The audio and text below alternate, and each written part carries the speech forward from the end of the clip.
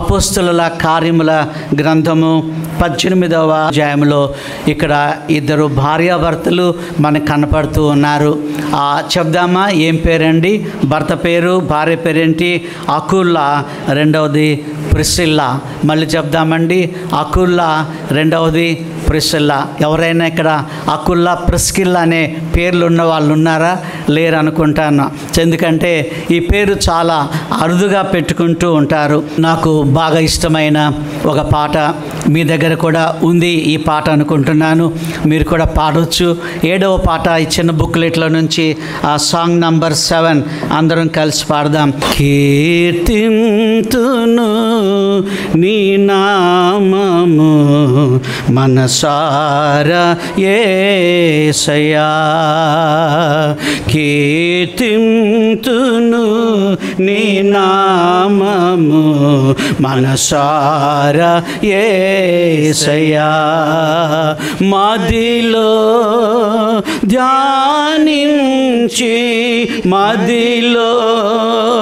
ధ్యానించి తరింతు నేనయ్యా నా యేసయ్యా, కీర్తింతును నీ నామము మనసారా యేసయ్యా, ఏలేశమైన కరుణకు ఈ దోషి పాత్రమా, ఏలేశమైన కరుణకు ఈ దోషి పాత్రమా, కల్వరిలో కృప చూపి, కల్వరిలో కృప చూపి కలుషాలు బాపినా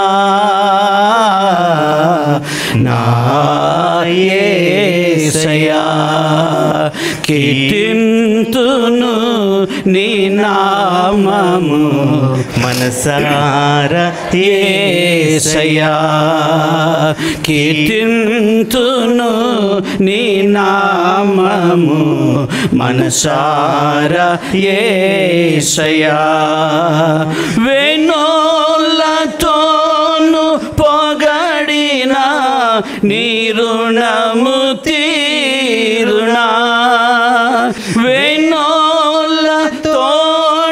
పొగడినా నీ రుణము తీరునా, ఇన్నాళ్ళు కన్నీళ్ళు, ఇన్నాళ్ళు కన్నీళ్ళు తుడిచావా జాలితో నా యేసయ్యా, కీర్తింతును నీ నామము మనసారా యేసయ్యా, కీర్తింతును నీ నామము మనసారా యేసయ్యా, కీర్తింతును నీ నామము మనసారా యేసయ్యా. హల్లెలూయా. దేవుని బిడ్డలారా, భర్త పేరు, భార్య పేరు మనం చెప్పుకున్నాం. ఏం పేరండి? అకుల్లా, రెండవది ప్రిస్సిల్లా. చాలా విచిత్రమైన అర్థాలు వీళ్ళకున్నాయి. ఆ ప్రిస్సిల్లా అంటే ఎవరికన్నా అర్థం తెలుసా అండి? ప్రిస్సిల్లా అంటే ముసలమ్మ అని అర్థం ఉంది. ఏం పేరండి? ముసలమ్మ. మన దేశంలో కూడా ముసలమ్మ, పెద్దమ్మ అనే పేర్లు ఉన్నాయి కదా, అలాగున్న ఆమె పేరు ముసలమ్మ. దేవుడు ఎందుకు ఆ పేరు ఆమెకు పెట్టాడు ప్రిస్సిల్లాకు అంటే ఆమె పండిపోయిన భక్తిలో పండిపోయినటువంటి తల్లిగా ఉంది. ఆమెకు చాలా బైబుల్ నాలెడ్జ్ ఉంది అని మనం నేర్చుకుంటున్నాం. అకుల్లా అంటే పక్షి రాజు అని అర్థం ఉంది. అనగా ఆధ్యాత్మిక జీవితంలో ఎత్తు స్థానానికి వెళ్ళినటువంటి వాళ్ళుగా ఉన్నారు. గమనించారా? ప్రిస్సిల్లా అంటే అర్థం ఏంటండి? ముసలమ్మ. అకుల్లా అంటే అర్థం ఏంటండి? పక్షి రాజు. ఎత్తైన జీవితము వారికి ఉంది, మహోన్నతమైన జీవితం జీవితం వారికి ఉంది. బైబిల్లో మనం చదివాం, వారు పొంతు వంశీయులు అని వ్రాయబడి ఉంది. పొంతు వంశీయులని వ్రాయబడి ఉంది. బైబిల్లో మీరు గమనిస్తే మొదట భర్త పేరు ఉంటుంది, తర్వాత భార్య పేరు ఉంటుంది. మళ్ళీ చెప్దామండి, ముందు ఎవరి పేరు ఉంటుందండి? భర్త పేరు ఉంటుంది, తర్వాత భార్య పేరు ఉంటుంది. ఆరంభ రోజులలో ఆ భర్త పేరు ముందుంది, అకుల్లా గారి పేరు ముందుంది, తర్వాత ప్రిసిల్లా గారి పేరు వెనక ఉంది. కానీ తర్వాత బైబిల్లో మనం చూస్తే ముందు ప్రిసిల్లా కనబడుతుంది, ఆ తర్వాత అకుల్లా మనకు కనపడుతున్నారు. ప్రియమైన దేవుని బిడ్డలారా, దేవుణ్ణి ప్రేమించిన కుటుంబంగా ఉంది, ఆదర్శవంతమైనటువంటి కుటుంబంగా ఉంది. దేవునికి వందనాలు చెల్లిస్తున్నాం. గమనించారా? మీరు చాలా పెళ్ళిళ్ళు మీరు చూసి ఉండొచ్చు కదండి. అవును, భర్త లావుగా ఉంటాడు, భార్య సన్నగా ఉంటుంది. ఆ భర్త నల్లగా ఉంటాడు, భార్య తెల్లగా ఉంటుంది, మాకు లాగానే. అనగా దేవుడు ఎందుకో ఇలాగున జత చేస్తూ ఉంటాడు. భర్త పొడుగ్గా ఉంటే భార్య మరీ పొట్టిగా ఉంటుంది. ఇలాగున దేవుడు జత చేస్తూ ఉంటాడు. పొట్టి వాళ్ళు, పొడుగు వాళ్ళు, నలుపు వాళ్ళు, తెలుపు వాళ్ళు, లావుటి వాళ్ళు, సన్నం వాళ్ళు, ఇద్దరు చక్కగా ఉండే వాళ్ళు కూడా మనం గమనిస్తూ ఉంటాం. కానీ ఇలా ఎత్తి ఏంటో మనకు తెలియదు, వీళ్ళ రంగు ఏంటో మనకు తెలియదు. కానీ ఒక్కటి మాత్రం తెలుసు, వీళ్ళు దేవుని ప్రేమించిన బిడ్డలై ఉన్నారని బైబిల్లో మనం చూస్తున్నాం. నేను చాలా వివాహ సందర్భాలలో ఈ సందేశాలు చెప్పుకుంటూ వచ్చాను. ఆయా చర్చెస్లో, సిఎస్ఐ చర్చిలో, లూథరన్ చర్చిలో, మెథడిస్ట్ చర్చిలో ఈ వాక్యాలను నేను పంచుకుంటూ వచ్చాను. ఎవరైనా దేవుని సేవలో ఉన్నవాళ్ళు, ప్రభు సేవలో ఉన్నవాళ్ళు, ఒకవేళ ఆయన దేవుని సేవకుడై ఉండి ఆమె కూడా దేవుని సేవకురాలై ఉంటే ఈ మాటలు మేము వారితో పంచుకుంటాం. ఎక్కడ చూచినా వీళ్ళిద్దరి పేర్లు మనకు కనపడతాయి. ఉండిరి, చదివిరి, వెళ్ళిరి, బోధించిరి, అలాగనే ప్రార్థించిరి, ఇలాంటి మాటలు మనకు కనపడతాయి. రి అనే మాట, వెళ్ళిరి అనే మాట, వెళ్ళింది అనే మాట మనకు కనపడదు. కలిసి అనే మాట బైబిల్లో మనము అనేక పర్యాయాలు గమనించబోతున్నాం. ఒక 80-85 సంవత్సరాల వృద్ధులు ఒకసారి కూర్చొని మాట్లాడుకుంటూ ఉన్నారు. ఎన్ని సంవత్సరాలండి? 80 ఏండ్లు పైన ఉన్నాయి. భర్తకు 80 ఏండ్లు పైన ఉన్నాయి, భార్యకు 80 ఏండ్లు వచ్చాయి. అయినా ఇద్దరు చాలా సంతోషంగా ఉంటూ ఉండేవాళ్ళు. ఎంత సంతోషం అంటే అన్నం తినేటప్పుడు సైతము వాళ్ళు ఒకరి అన్నం ఒకరికి పెట్టుకుంటూ ఆనందిస్తూ ఉండేవాళ్ళు. ఒక దినం ఇద్దరు కూర్చొని మాట్లాడుకుంటూ వాళ్ళ క్రొత్తలో పెళ్ళైనటువంటి దినాలలో జరిగిన సంగతులు ఆ బోసినోడితో మాట్లాడుకుంటున్నారు. పాపం ఇద్దరికి పండ్లు లేవు, అన్నీ ఊడిపోయాయి, బోసినోడితో ఉన్నారు. తాతగారు అన్నారట, అవ్వగారితో అన్నారట, ఆ బోసినోటి అమ్మగారితో అన్నారట, మనము ప్రేమించుకున్న క్రొత్తల్లో నా భుజం మీద నువ్వు చేయి వేసి ఎంత నిమురుతా ఉండేదానివో అప్పుడు నా శరీరం అంతా కదిలిపోతూ ఉండేదాన్ని ఆ తాతగారు అన్నారట. మళ్ళీ తాతగారు అన్నారట, మనము ప్రేమించుకునే రోజులలో నా తల లోపల నీ 8 వ్రేళ్ళు పెట్టి ఇలా గోగుతూ ఉంటే నాకు చాలా ఆహ్లాదకరంగా ఉంటూ ఉండేది అని అన్నారట. మళ్ళీ అన్నారట, ఆ భర్త అన్నాడట, ఏమనంటే నాకు ఎప్పుడైనా నా వీపు ఒకవేళ జిలగా ఉంటే నీవు మెల్లగా గోగుతూ ఉండేదానివి, అది నాకు చాలా ఆనందం అనిపించేది. నేను ఎప్పుడైనా నిద్రపోతా ఉంటే నా మీద నీవు దుప్పటి కప్పి నా దగ్గరే కూర్చొని ఉంటుండేదానివి. ఇంకో మాట కూడా చెప్పాడట తాతగారు బోసినోడితో. ఏమని చెప్పాడు అని అంటే, నేను కూర్చున్నప్పుడు నీ పంటితో మెల్లగా నా చెవి మెత్తగా కొరికేదానివి కదంటే అవ్వగారు లోపలికి పరిగెత్తుకుంటా వెళ్తా ఉంది రూమ్లోకి. ఏమమ్మా ఎందుకు వెళ్తున్నావు అంటే, పండ్ల చెట్టు పెట్టుకొని వస్తానన్నదట, తాతగారిని కొరకాలి కదా అని. ఇలాంటి భార్యాభర్తలు మనకి ఎప్పుడు సామాన్యంగా కనపడరు. ఎప్పుడు దెబ్బలాటలే కదండి కొన్ని కుటుంబాలలో, ఎప్పుడు ఫైటింగ్లే కొన్ని గృహాలలో.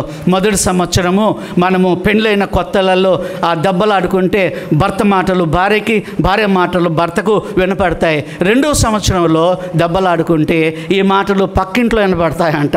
అందుకోసమని మనము చాలా జాగ్రత్త కలిగిన వారమై ఉండాలని మనం నేర్చుకుంటున్నాం. చూడండి, దేవుని వాక్యంలో ఇద్దరు మంచి భార్యాభర్తలు ఉన్నారు, దేవుని వాక్యంలో ఇద్దరు చెడ్డ భార్యాభర్తలు ఉన్నారు. అలాగనే ఒకరు మంచి వాళ్ళు, ఒకరు చెడ్డ వాళ్ళు ఉన్నారు. ఎవరు వాళ్ళు? మంచి భార్యాభర్తలు ఎవరంటే అబ్రహాము, శారా మంచి భార్యాభర్తలై ఉన్నారు. అకుల, ప్రిస్కిల్లాలు మంచి భార్యాభర్తలై ఉన్నారు. చెడ్డ భార్యాభర్తలు ఎవరంటే అననీయ, సప్పిరాలు. ఇద్దరు దొంగలే కదండి, ఇద్దరు దేవుని సొమ్ము దొంగిలించిన వాళ్ళై ఉన్నారు. దొందే అనే సామెత ఉంది కదా, ఇద్దరే అకుల, ప్రిస్కిల్లాలు. చూసారా, ఒక మంచి వాళ్ళు, ఒక చెడ్డ వాళ్ళు ఉన్నారు. అబీగయీలు చాలా మంచిది, కానీ ఆమె భర్త అంత మంచివాడేమీ కాదని బైబిల్లో మనం చూస్తున్నాం. సరే, దేవుని వాక్యంలోనికి వద్దాం, ప్రభు వాక్యంలోనికి వద్దాం. దేవుని వాక్యాన్ని మనం చూద్దాం. ప్రభు ఏం మాట్లాడుతున్నాడు ఈ ఉదయకాలం మందు భార్యాభర్తల గురించి, అకుల, ప్రిస్కిల్లాల గురించి ఆయన ఏం మాట్లాడుతున్నాడో మనం చూద్దాం. 18వ అధ్యాయము 3వ వచనాన్ని మీరు చూడండి. వారు వృత్తికి డేరాలు కుట్టువారు, సౌలు అదే వృత్తి గలవాడు గనక వారితో కాపురం ఉండెను. ఏమున్నాడటండి? కాపురం ఉండెను. వారితో కాపురం ఉండెను, వారితో కలిసి జీవిస్తున్నాడని బైబిల్ మనకు సెలవిస్తుంది. ఒకే ఇంట్లో ఉంటారు, కలిసి కాపురము చేయరు. కలిసి కాపురం చేయరు. ఒకే రూఫ్ కింద ఉంటారు, ఒకే గదిలో ఉంటారు. మంచాలు ప్రక్కపక్కలే ఉంటాయి, కానీ కలిసి కాపురము చేయనటువంటి వాళ్ళు ఉన్నారు. అకుల, ప్రిస్కిల్లాల జీవితంలో మనం నేర్చుకున్న విషయం ఏంటంటే వారు కలిసి కాపురం ఉన్నటువంటి బిడ్డలుగా ఉన్నారు. నేను స్టూడెంట్గా ఉన్న రోజులలో, బైబిల్ కాలేజీలో చదువుకుంటున్న రోజులలో నాకు ఒక స్నేహితుడు ఉంటుండేవాడు. ఆయన మంచి భక్తి కలిగిన వాడు, బైబిల్ చదువుతూ ఉండేవాడు, ప్రార్థన చేస్తూ ఉండేవాడు, ఉపవాస ప్రార్థనకు వస్తూ ఉండేవాడు. ఆయన ఒక క్రిస్మస్ రోజున, అన్న మా ఇంటికి రండి మీరు అన్నారు, వచ్చి ప్రార్థన చేయండి అని అన్నారు. నేను అన్నాను, భయపడ్డాను. నేను ఒక స్టూడెంట్ని కదా, నేను ఎలా ప్రార్థన చేయగలుగుతాను? మీరు రండి అన్నయ్య, మీతో పని ఉంది అని అన్నాడు. నేను వాళ్ళ ఇంటికి వెళ్ళాను. సంగతి ఏంటంటే అమ్మ నాన్న మాట్లాడుకోక 5 ఏండ్లయిందట, 5 సంవత్సరాలు.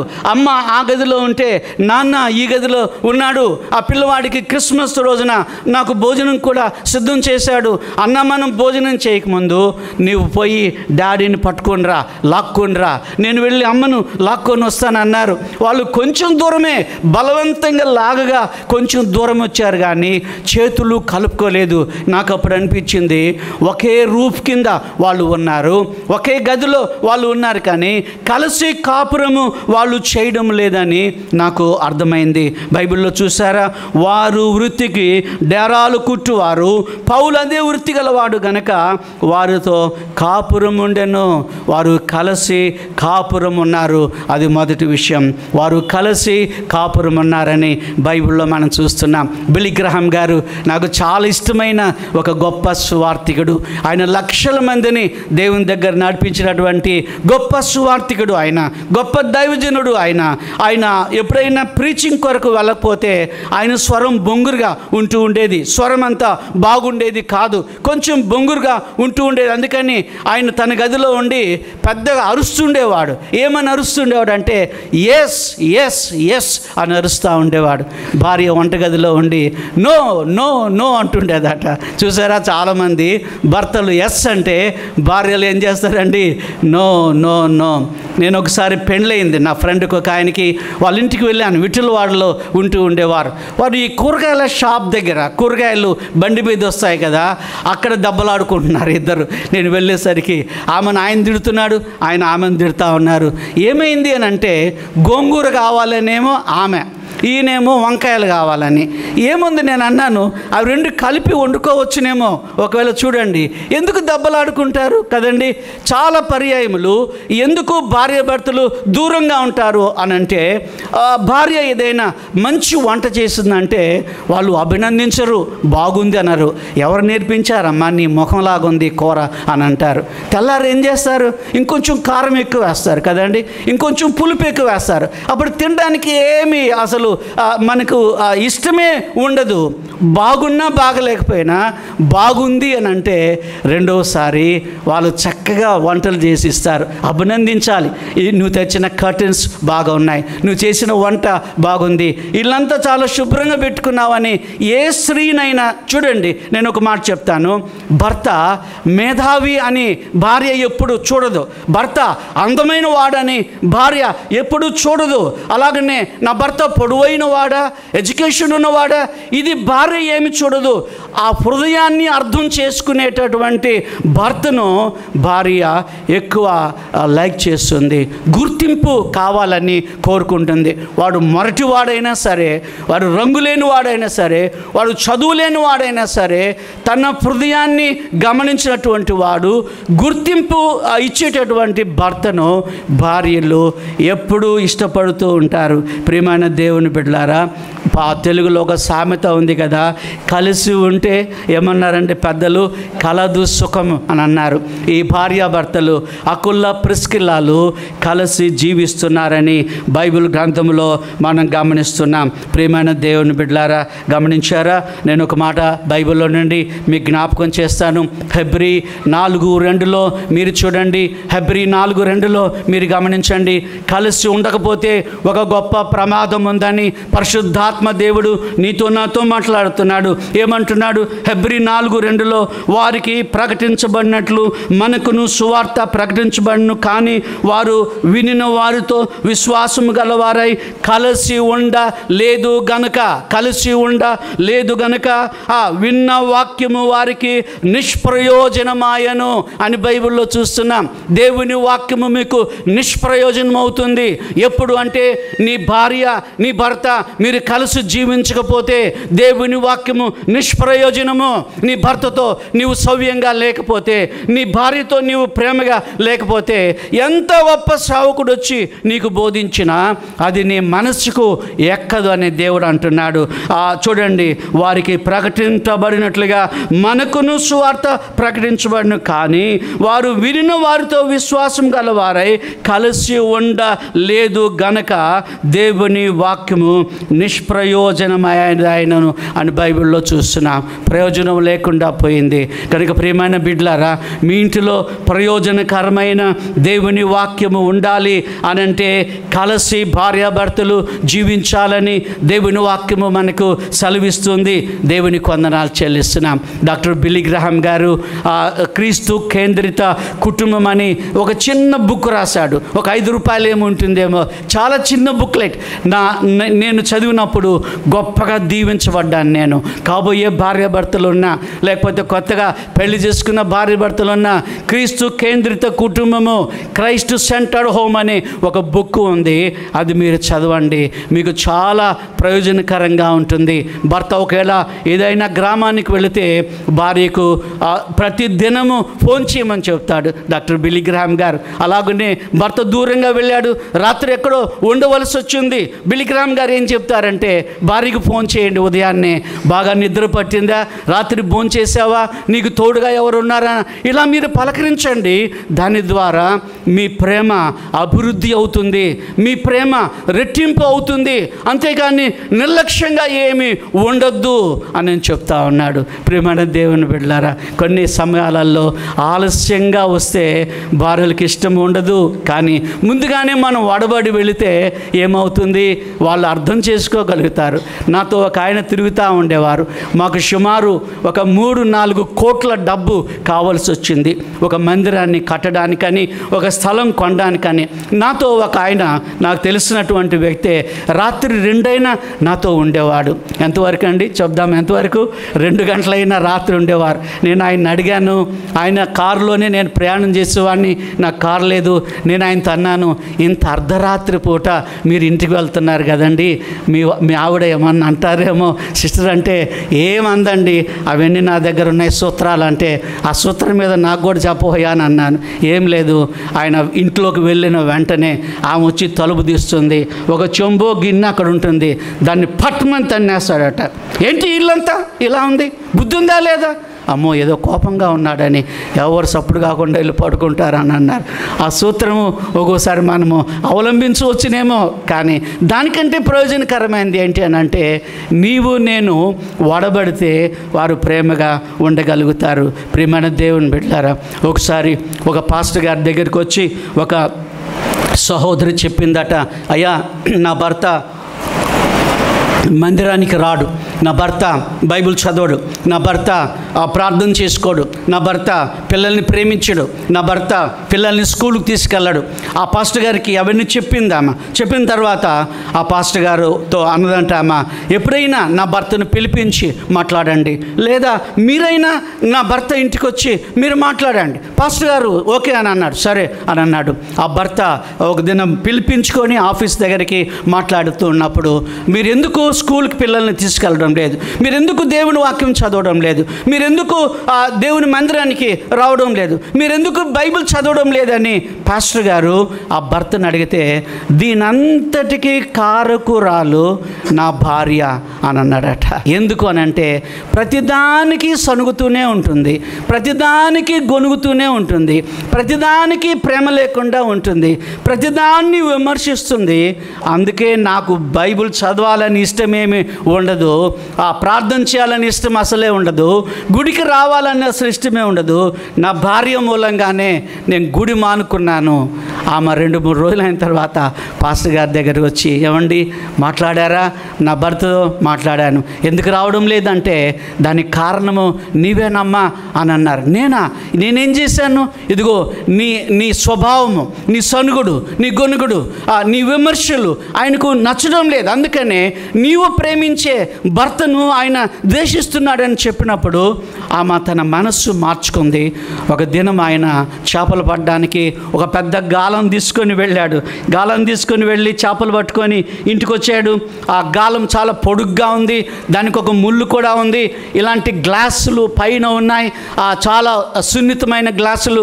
ఆ గాలం పట్టి ఆ గ్లాసులన్నీ కింద పడిపోయాయి, చిన్న భిన్నమైపోయింది. ఇల్లంతా ఆ సీసంతో నిండిపోయింది. అయ్యో నా భార్య వస్తే ఎంత రభస పెడుతుందో, ఎంత అరుస్తుందో, ఎంత కేకలేస్తుందో అని భార్య వచ్చే సమయానికి భయపడి ఒక తలుపు వెనక నిలబడి ఉన్నాడు. అదంతా చూస్తే ఆయన తలుపు వెనకున్నాడు, కిందన్ని గ్లాసులు ఉన్నాయి. ఆమె మనసు మార్చుకుందేమో, ఏంటండి ఎందుకు అలా మీరు భయపడుతున్నారు, ఇదంతా నేను శుభ్రం చేసి ఇదంతా నేను క్లీన్ చేస్తాను, మీరు నిశ్చింతగా వెళ్ళి స్నానం చేశారండి అంది. అదే వారం భర్త చర్చికి వచ్చాడండి. హల్లెలూయా చెప్దామా? హల్లెలూయా గట్టిగా చప్పట్లు కొడదామా? అలా దేవుడికి వందనాలు చెల్లిస్తున్నాం. కొన్నిసార్లు భర్తలు కూడా ఆ విధంగా వ్యతిరేకమైన జీవితాలను జీవిస్తూ ఉండొచ్చు. మొదటి విషయం ఏం నేర్చుకున్నాం? వారు కలిసి కాపురము ఉండిరి, మొదటి విషయం. రెండవది చూద్దాం 18వ అధ్యాయము 3వ వచనాన్ని చూడండి. వారు కలిసి పని చేయుచు ఉండిరి అని బైబిల్లో ఉంది. చెప్దాం, వారు కలిసి పని చేయుచు ఉండిరి. ఒకటి, వారు కలిసి కాపురం ఉండిరి. నంబర్ 1, భార్య భర్తలతో దేవుడు అంటున్నాడు కలిసి కాపురం ఉండండి అని అంటున్నారు. రెండవది అంటున్నాడు వారు కలిసి పని చేయుచు ఉండిరి అని బైబిల్లో చూస్తున్నాం. వారిద్దరికి పని ఉందండి. చూడండి, చాలామంది భార్య భర్తలు, ఆ భర్తకు పని ఉంటుంది, భార్యకు కూడా పని ఉంటుంది. ఏం పనులు? డేరాలు కుట్టుకునే పని వారికి ఉంది. అపోస్తలుడైన పౌలు ఎవరికి భారంగా ఉండకూడదని ఎక్కడ జీతం తీసుకోకుండా ఆయన సువార్థకుడిగా ఉండి, టెంట్ మేకర్గా ఉండి, టెంట్లను రిపేర్ చేసి, టెంట్లను ఆయన సృష్టించి వాటిని అమ్మి ఆ డబ్బుతో ఆయన జీవనోపాధి చేస్తుండేవారు. అకుల్లా ప్రిస్కిల్లాలు కూడాను ఈ డేరాలు కుట్టే పనిలో వాళ్ళు ఉన్నారు. వారు కలిసి పని చేయిచు ఉండిరి. ప్రియమైన దేవుని బిడ్డలారా, గమనించారా? వారు కలిసి పని చేయిచు ఉండిరి. ఇంట్లో వాళ్ళకు పని ఉంది, బయట వాళ్ళకి పని ఉంది, సేవలో వాళ్ళకి పని ఉంది, సంఘములో వారికి పని ఉంది, ఇంటి పని, వంట పని, అన్ని పనులు వాళ్ళు కలిసే చేసుకుంటూ ఉన్నారు. కొన్నిసార్లు భార్య ఉదయమే లేచి బట్టలు ఆరబెడుతూ ఉంటే, బట్టలు ఉతుకుతుంటే భర్తలు పేపర్ పట్టుకొని కూర్చొని ఉంటారు. నేనేమంటానంటే, భార్య ఉతికిన తర్వాత భర్త ఎందుకు ఆ బట్టలు ఆరేయకూడదు దండం మీద అని నేను అంటాను. భార్య వంటగదిలో ఏదైనా పని చేస్తున్నప్పుడు భర్త గారు కూడా వెళ్ళి కూరగాయలు కోయడమో అటువంటి పనులు మీరు ఎందుకు చేయకూడదు అని అంటున్నాను. నేను ఒకసారి విజిటింగ్కి వెళ్ళాను దిల్సుఖ్ నగర్లోనే. వాళ్ళు కూడా 70-80 సంవత్సరాల ముసలి వాళ్ళు, పెద్ద ఇల్లు, ఇంట్లో ఉండేవాళ్ళు.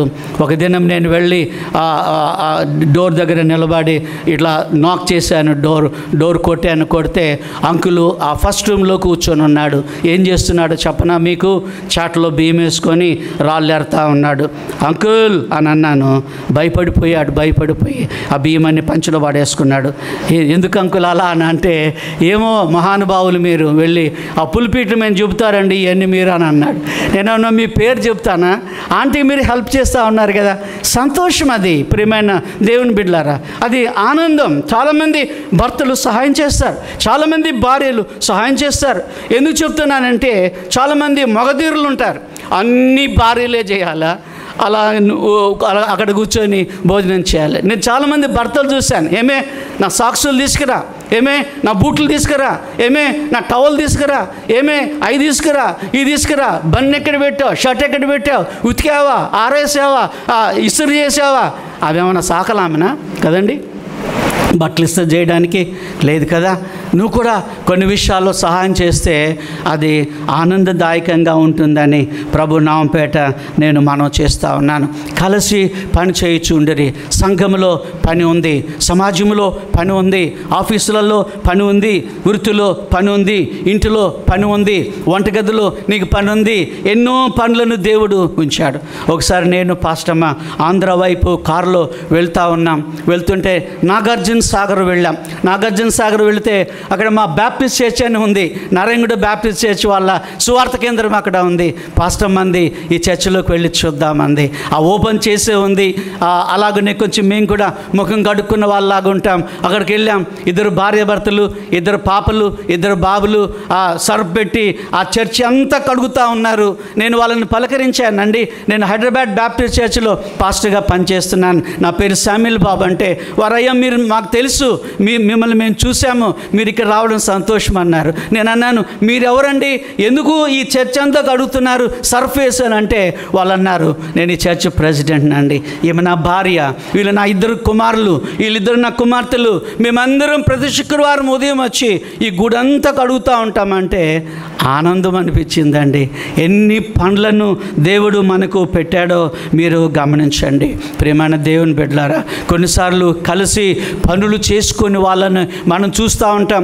ఒకసారి ఇక్కడే దగ్గరలోనే ఇక్కడ అందుబాటులోనే ఒక పాస్టర్ గారు నేను కలిసి పాస్టర్స్ మీటింగ్కి వెళ్ళి మేము వస్తూ ఉన్నాం. వచ్చేటప్పుడు ఏమైంది, ఆ పాస్టర్ గారు అన్నారు అయ్యా మా ఇంటికి రండి, ఇక్కడ దగ్గరలోనే మా ఇల్లు ఉంది అని అన్నారు. సరే, ఆ పాస్టర్ గారు చాలా పెద్దవాడు, నేనేమో చిన్నవాడిని. ఆ పాస్టర్ గారి కోరిక మేరకు వాళ్ళ ఇంట్లోకి నేను వెళ్ళిన తర్వాత నీళ్లు తెచ్చి నా ముందు పెట్టాడు. పాస్టర్ గారు తాగండి నీళ్ళు. తర్వాత ఏదో మిక్సర్ తెచ్చి నా ముందు పెట్టాడు, అవి తినమన్నాడు, తిన్నాను. ఆ తర్వాత కాఫీ తెచ్చాడు, నా ముందు పెట్టాడు, నేను ఆ కాఫీ కూడా తాగాను. నేను ఎందుకో ఉండలేక ఒక మాట అన్నాను, ఆంటీ లేరా అని అన్నా. ఎవరండి చెప్పండి, ఎవరు ఆంటీ లేరా? మీ ఆంటీ నాకు యాంటీ అని అన్నాడు ఆయన. నాకు వ్యతిరేకం. ఆమె కర్నూలులో ఉంటుందండి, టీచర్గా పనిచేసుకుంటా, నేనేమి ఇక్కడ చచ్చాను ముసలి ప్రాయంలో అంటున్నాడు. ఎంత దిగులు అనిపించిందో చూడండి. భర్త ఎక్కడో, భార్య ఎక్కడో. ప్రియమైన దేవుని బిడ్డలారా, వారు కలిసి పని చేయించుండరి.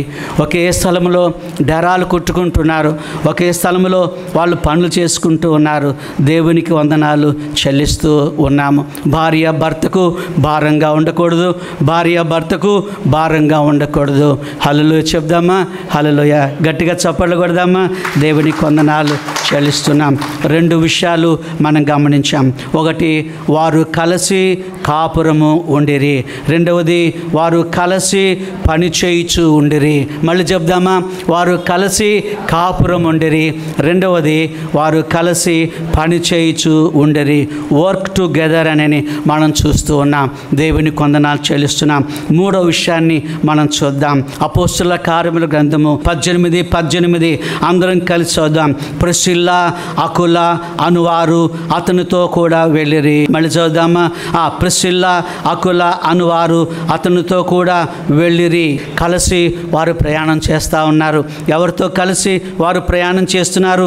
అపోస్తలుడైన పౌలు గారితో కలిసి అకులా ప్రిస్కిల్లాలు వారు కలిసి ప్రయాణం చేస్తూ ఉన్నారు. వారు కలిసి ప్రయాణం చేస్తూ ఉన్నారు. ఎప్పుడైనా మీకు అనుకూలత ఉంటే, అది బస్ కానివ్వండి, అది కార్ కానివ్వండి, అది ట్రైన్ కానివ్వండి, అది విమానమే కానివ్వండి, ఏదైనా కానివ్వండి, కలిసి భార్యాభర్తలు ఆ ప్రయాణం చేయడము ఆశీర్వాదము. టికెట్లు దొరికితే, ఒకవేళ కలిసి ప్రయాణం చేయడం మీ ఆఫీస్ వాళ్ళు భరించగలిగితే, ఒకవేళ మీరు కలిసి ప్రయాణం చేయడం, అది రిక్షా అయినా సరే, అది ఆటో అయినా సరే, మీరు కలిసి ప్రయాణం చేయడము గొప్ప ఆశీర్వాదం అని నేను మీకు మనవి చేస్తున్నాను. ఒక్కడే భర్త ప్రయాణం చేయడానికి వీలు లేదు, ఒక్కడే భార్య ప్రయాణం చేయడానికి వీలు లేదని ప్రభు నామంపేట నేను ప్రత్యేకంగా మనవి చేస్తూ ఉన్నాను. ప్రియమైన దేవుని బిడ్డలారా, గమనించారా?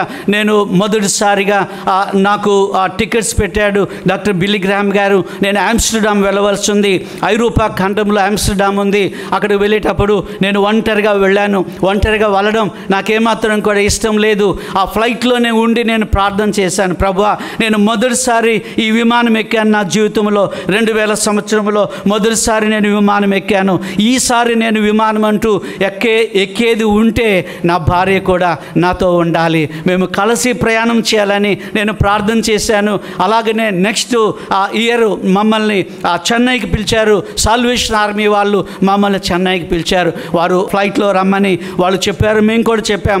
అప్పుడు మొదటిసారి నేను పాస్టమ్మ గారిని చెన్నై వరకు నేను ఫ్లైట్లో తీసుకుని వెళ్ళాను. ఆ తర్వాత మేము ఎప్పుడు కూడాను ఇప్పుడు సుమారు 20-25 దేశాలు నేను పాస్టమ్మ గారు తిరిగాము. ఒంటరిగా నేను ఎప్పుడు ప్రయాణం చేయలేదు. హల్లెలూయా చెప్దామండి, హల్లెలూయా గట్టిగా చెప్దామా? హల్లెలూయా.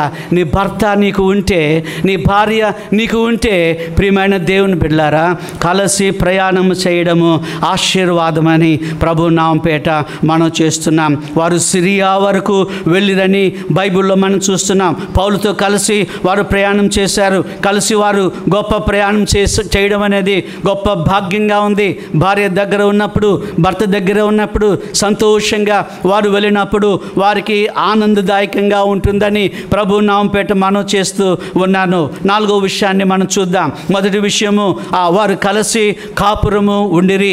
2వ విషయము, వారు కలిసి పని చేయించు ఉండిరి. 3వ విషయము, వారు కలిసి ప్రయాణించినట్లుగా బైబిల్ గ్రంథంలో మనం గమనిస్తూ ఉన్నాం. 4వ సంగతిని నేను మీకు జ్ఞాపకం చేస్తాను.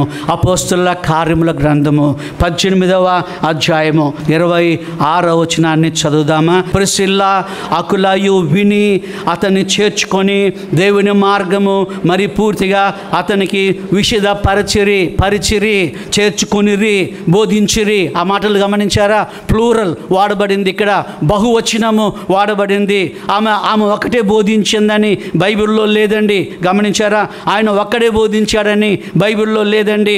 వాళ్ళు కలిసి వాక్యాన్ని విన్నారు, కలిసి వాళ్ళు బోధించారు, కలిసి ప్రియమైన బిడ్డలారా దేవుని వాక్యమును బోధించారు. ఎవరికి బోధించారు? ఎఫెసులో వాళ్ళు ఉన్నప్పుడు అపోల్లో గమనించారా? ఆయన పేరు అపోల్లో అనే గొప్ప స్కాలర్ వాళ్ళ సంఘంలో దేవుని వాక్యం చెప్పడానికి వచ్చారు. అపోల్లో ఆయన యూదుడుగా ఉన్నాడు.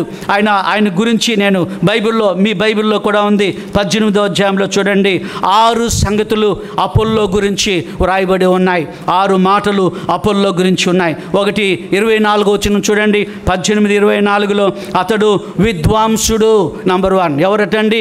విద్వాంసుడు, గొప్ప స్కాలర్ అని బైబిల్లో ఉంది. 2వది లేఖనములయందు ప్రవీణుడై ఉండెను అని బైబిల్లో ఉంది.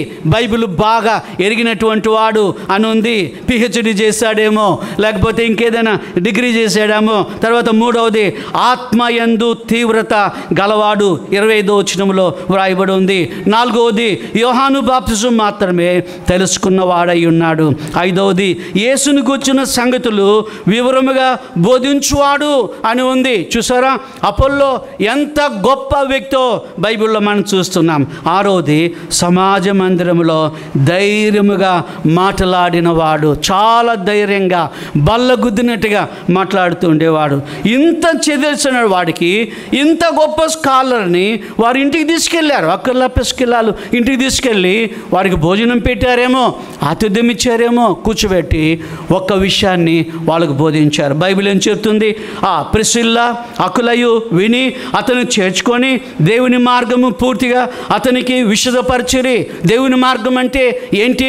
సెలవుని గురించి వాళ్ళు బోధించారు, గొల్గోతాని గురించి వాళ్ళు బోధించారు, యేసుక్రీస్తు ప్రభు యొక్క రక్తము గురించి వారు బోధించారు. బోధించారు. గమనించారా?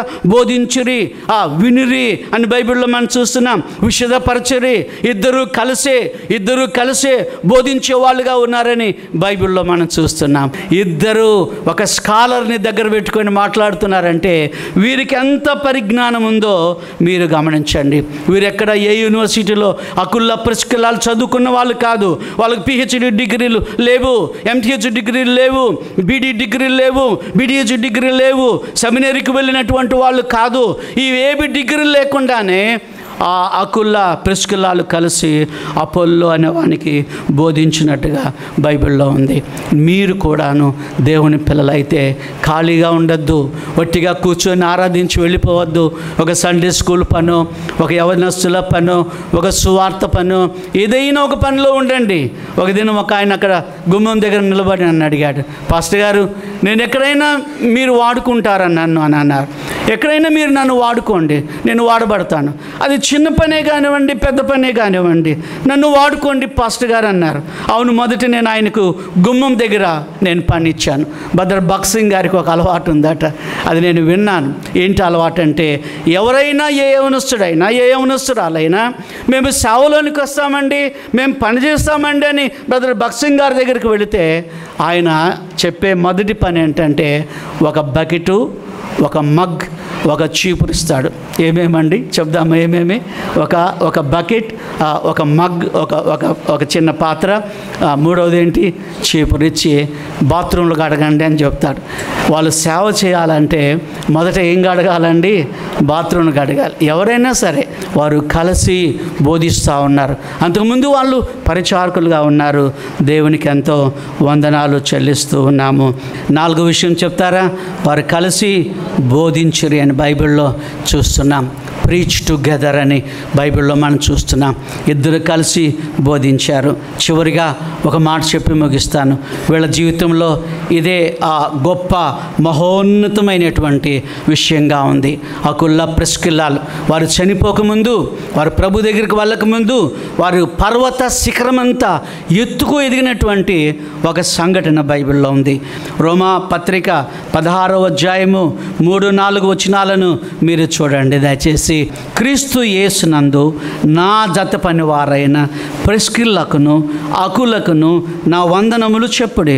వారు నా ప్రాణము కొరకు తమ ప్రాణములను ఇచ్చుటకైనను తెగించిరి.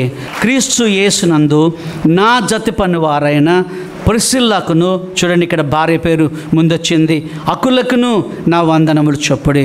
వారు నా ప్రాణము కొరకు తమ ప్రాణములు ఇచ్చుటకైనను తెగించరి. ఎంత మంచి భార్యాభర్తలండి! గమనించారా? పౌలు గారు సువార్త ప్రకటిస్తూ ఉంటే ఒక చిన్న స్టోరీ చెప్పుకుందాం. సువార్త ప్రకటిస్తూ ఉంటే అపోస్తలుడైన పౌలు గారు యూదులు వచ్చి ఆయన చంపడానికి వచ్చారు. వెంటనే ఆ పౌలు గారు ఏం చేశారు? అకుల్లా ప్రిస్కిల్లాల వాళ్ళ ఇంట్లోకి పరిగెత్తుకుంటూ వెళ్ళాడు. వాళ్ళు చంపుతారేమోనని పరిగెత్తుకుంటూ వెళ్ళారు. భయపడి కాదు, ఇంకా కొన్ని రోజులు నేను బతుకుంటే సేవ చేయాలన్న ఉద్దేశంతో ఆయన పరిగెత్తుకుంటూ ఇంట్లోకి వెళ్ళారు. ఇద్దరు భార్యాభర్తలు గుమ్మం దగ్గర నిలబడ్డారు. యూదులు చంపడానికి వచ్చినటువంటి శాస్త్రుల్లో పరిచయలో అక్కడ నిలబడి ఉన్నారు. వాళ్ళు ఏమన్నారంటే, ఆయన మా అతిథి, ఆ పౌలు గారు మా అతిథి, ఆయన ప్రాణం కోసమని మా ప్రాణాలు తీసుకోండి, నా భర్త ప్రాణం తీసుకోండి, నా భార్య ప్రాణం తీసుకోండి అని వారు అక్కడ నిలబడి అక్కడ స్టాండ్ అయ్యి ఆ దైవ సేవకుని వారు కాపాడగలిగారు. దేవునికి వందనాలు చెల్లిస్తున్నాం. ఎంత మంచి మనసు అండి! మనమైతే ఆయన ప్రాణం తీసుకోండి, మా ప్రాణం కాపాడండి అని అంటాం కదండి. ఆయన ఎవరో మాకు తెలియదండి, నిన్న మొన్న వచ్చి మాతో చేరాడండి, మా ఇంటి తిరుగుతున్నాడండి, మీరు చంపితే చంపండి అని అనేవాళ్ళమేమో మనం. కానీ అలా అకుల్లా ప్రిస్కిల్లాలు అనలేదు. క్రీస్తు యేసునందు నా జత పనివారైన అంటున్నాడు. నా జత పని వాళ్ళు ఇద్దరు భార్యాభర్తలు, నా జత పనివారైన ప్రిస్కిల్లాకును అకులకును నా వందనములు చెప్పండి అని అంటున్నాడు. అపోస్తలుడైన పౌలు ఈ రోమా పత్రికలో చాలామంది పేర్లు ప్రస్తావించాడు. ఎందరో మహానుభావులు, అందరికీ అభినందనలు అని చెప్పాడు. అందులో అకుల్లా ప్రిస్కిల్లా అనే వాళ్ళు ఉన్నారు, అందులో మహిళలు ఉన్నారు, అందులో సువార్థికులు ఉన్నారు, అందులో అందులో చంపబడిన వారు ఉన్నారు, అందులో హింసింపబడిన వాళ్ళు ఉన్నారు, అందులో సేవ చేసే వాళ్ళు ఉన్నారు. చాలా పేర్లు 16వ అధ్యాయంలో మనకు కనపడుతున్నాయి. 2 భార్యాభర్తల పేరు కూడా ఆయన ప్రస్తావించాడు. క్రీస్తు యేసునందు నా జత పని వారైన ప్రిస్కిల్లకును అకులకును నా వందనములు చెప్పుడి. వారు నా ప్రాణము కొరకు తన ప్రాణములను ఇచ్చుటకాయను తెగించిరి. హల్లెలూయా చెప్దామండి. హల్లెలూయా. వారు కలిసి ప్రయాణం చేయడమే కాదు, వారు కలిసి బోధించడమే కాదు, వారు కలిసి పని చేయడమే కాదు, వారు కలిసి కాపురం ఉండడమే కాదు, వారు కలిసి ప్రాణం పెట్టడానికి సిద్ధమయ్యారు. 5వ విషయం, వారు కలిసి ప్రాణం ఇవ్వడానికి ఇష్టపడ్డారు. ప్రియమైన దేవుని బిడ్డలారా, ఎంత శ్రేష్టమైన భార్యాభర్తలో మీరు చూడండి. ఈ పరిశుద్ధ లేఖనాలలో ఈ భార్యాభర్తల పేరు అనేక పర్యాయములు రాయబడి ఉంది అని అంటే వారి త్యాగము ఎంత గొప్పదో గమనించండి. హైతనగర్లో ఒక మందిరం కట్టాం. నేను పాస్టర్ గారు అక్కడ చర్చ్ మెంబర్స్ అందరం కూడా ఒక మందిరం కట్టాం. మీరు విజయవాడ వెళుతున్నప్పుడు హైతనగర్ ఎంటర్ అవుతున్నప్పుడు ఎడమ వైపున ఒక తెల్లని బిల్డింగ్ కనబడుతుంది. అక్కడే మా పిల్లలు అక్కడే పెరిగారు. శిల్ప, శైలేష్, షెల్బీ అక్కడే పెరిగారు. షెల్బీ అక్కడే ఆ ఊరిలోనే పుట్టాడు. సరే, దేవుడికి వందనాలు చెల్లిస్తున్నాం. ఆ మందిరం కడుతున్నప్పుడు పిల్లర్లు వేస్తూ ఉన్నాము. మేస్త్రులు వచ్చి డబ్బు అడిగారు. వాళ్ళు పని చేస్తున్నారు. నా దగ్గర డబ్బు లేదు. ఆ మేస్త్రి వచ్చి నన్ను గట్టిగా మాట్లాడుతున్నాడు. డబ్బులు లేకపోతే ఎందుకు ఈ పని మొదలుపెట్టావు? చర్చ్ పని, పిల్లర్లు వేసాం మేము, పని వాళ్ళు మమ్మల్ని డబ్బులు అడుగుతున్నారని కొంచెం గట్టిగా వాళ్ళు మాట్లాడుతూ ఉన్నారు. గట్టిగా మాట్లాడుతుంటే నేను ఇంకా గట్టిగా మాట్లాడుతున్నాను. ఎందుకు గట్టిగా మాట్లాడుతున్నానంటే ఈ ఎడమవైపున ఒక క్రిస్టియన్ ఫ్యామిలీ ఉంది, కుడివైపున ఒక క్రిస్టియన్ ఫ్యామిలీ ఉంది. నేనేమనుకున్నానంటే వాళ్ళు కూడా వచ్చి నాకు మద్దతు పలుకుతారని నేను గట్టిగా మాట్లాడుతున్నాను. వాళ్ళు ఏం చేశారో తెలుసా? తలుపులు కిటికీలు అన్నీ మూసుకున్నారు. ఇప్పుడు నా పని ఏమైందో మీరు ఆలోచన చేయండి. కనీసం మాట మద్దతుకు కూడా రాలేదు. ఎంతో కష్టపడ్డాం. సరే, అది వేరే విషయము. ఎందుకు చెప్తున్నానంటే తలుపులు వేసుకునే స్వభావము అకుల్లా ప్రిస్కిల్లాలో లేదు. ఆయన ప్రాణం కోసమని మా ప్రాణం తీసుకునండి. ఆయన మీరు నరకాలనుకున్నారేమో, ఆయన మీరు శిరఛేదం చేయాలనుకున్నారేమో, మమ్మల్ని బలిగా తీసుకోండి. ఆ తర్వాత మనకు అకుల్లా ప్రిస్కిల్లాలు కనిపించరు. ప్రియమైన దేవుని బిడ్డలారా, ప్రాణాన్ని పణంగా పెట్టడానికి వాళ్ళు ఇష్టపడ్డారు. మన రక్షకుడైన యేసు ప్రభుల వారు కూడా మనం ఇబ్బందిలో ఉన్నప్పుడు, మనం శ్రమల్లో ఉన్నప్పుడు, మనం కష్టంలో ఉన్నప్పుడు, మనం నష్టాల్లో ఉన్నప్పుడు, మనం పాపములో ఉన్నప్పుడు నీ కొరకు నా కొరకు ప్రాణం పెట్టిన దేవుడిగా ఉన్నాడు. దేవుని వందనాలు చెల్లిస్తున్నాం. తలలో వంచండి, ప్రార్థన చేసుకుందాం. కలిసి ఉంటున్నారా? ఒకే గదిలో ఉన్నారు మీరు? కలిసి ఉంటున్నారా? కలిసి మాట్లాడుకుంటున్నారా? కలిసి ప్రార్థన చేసుకుంటున్నారా? కలిసి బైబిల్ చదువుతున్నారా? నీ భర్త మందిరానికి రాకపోవడానికి నీవే బలమైన కారణమేమో, నీ భార్య మందిరానికి రాకపోవడానికి భర్తగా నీవే బలమైన కారణమేమో. ఒకసారి మీరు ఆలోచన చేయండి. ప్రియమైన దేవుని బిడ్డలారా, ఆటంక బండగా ఉన్నామేమో, అడ్డుబండగా ఉన్నామేమో, కలిసి జీవించలేకపోతున్నాం, పిల్లలతో కలిసి ఉండలేకపోతున్నాం, పిల్లలతో కలిసి మోకాళ్ళ మీద ఉండలేకపోతున్నాం, పిల్లలతో కలిసి ప్రయాణము చేయలేకపోతున్నామేమో. గమనించండి ప్రియమైన దేవుని బిడ్డలారా, ఈ ఉదయకాల ఆరాధనలో నేను అడుగుతూ ఉన్నాను, అకుల్లా ప్రిస్కిల్లాల వల్లే మీరు కలిసి జీవించగలుగుతున్నారా? లేకపోతే ఎక్కడ లోపం ఉందో మీరు దేవుణ్ణి అడగండి. ఎక్కడ పొరపాటు ఉందో దేవుణ్ణి అడగండి. ఎక్కడ మీరు మిస్టేక్ చేస్తున్నారో దేవుణ్ణి మీరు అడగండి. ప్రభువా, మేము ఆదర్శ దంపతుల్లా ఉండాలి, అకుల్లా ప్రిస్కిల్లాలాగా మేము ఉండాలని దేవుణ్ణి అడగండి. దేవుడు మీకు తప్పకుండా సహాయం చేస్తాడు. భర్తను అడగండి, నాలో ఏదైనా లోపం ఉంటే మీరు చెప్పండి. భార్యను అడగండి, నాలో ఏదైనా లోపం ఉంటే మీరు చెప్పండి, నేను సరి చేసుకుంటాను. నేను విశ్వాసుని, నేను దేవుని బిడ్డను. ఈరోజే మీరు ఆ పని చేయండి. మీరు 100 ఏళ్ల జీవితాన్ని మీరు జీవిస్తారని నేను మీకు ప్రత్యేకంగా మనం చేస్తున్నాం. పెళ్లి కాబోయే బిడ్డలున్నారేమో, పెళ్లి చేసుకోబోయే బిడ్డలున్నారేమో, పెళ్ళైన వాళ్ళు ఉన్నారేమో, వయోవృద్ధులుగా ఉన్నటువంటి వాళ్ళు ఉన్నారేమో. దేవుడు అంటున్నాడు సరి చేసుకోండి అని మాట్లాడుతున్నాడు. సరి చేసుకోండి, ప్రార్థించండి అని అంటున్నారు. మిమ్మల్ని నేను సంరక్షిస్తాను, మీరు మంచి అకుల్లా పసికిల్లాల వలె మీరు జీవించడానికి నేను హెల్ప్ చేస్తానని ఆయన అంటున్నాడు. ప్రియమైన దేవుని బిడ్డలారా, ప్రార్థన చేసుకుందాం.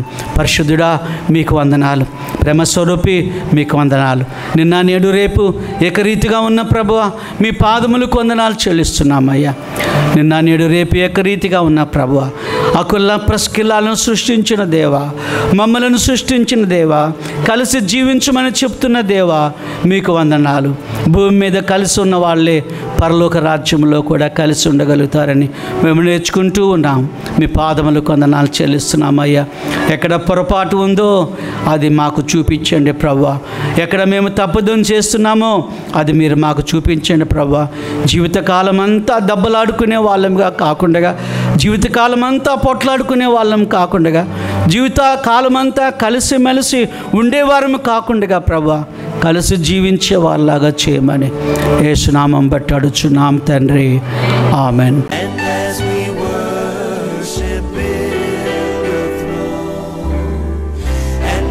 We were